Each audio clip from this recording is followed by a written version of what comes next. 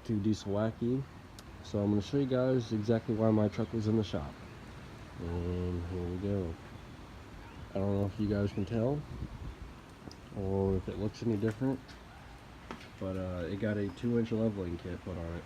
So now it looks like a 4-wheel drive truck.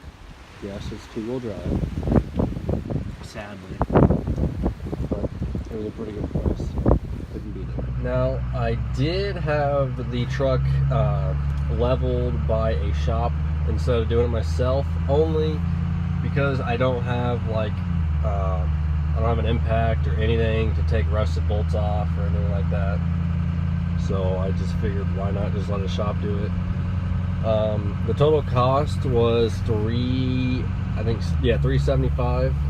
So I mean, it wasn't too bad for a 2-inch leveling kit on the front, and in alignment, it's definitely not that bad. And it sits up a little better. I'm probably gonna put some sandbags in the rear, mainly to make the ride a little better and probably bring it down just a little so it's really sitting level and how I want it to.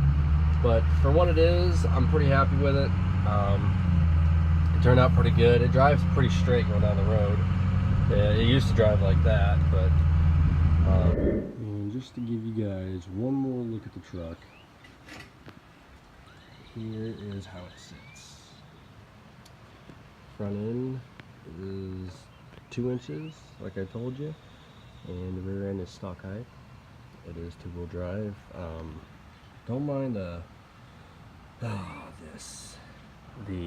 non-paint matched, non-inline bumper.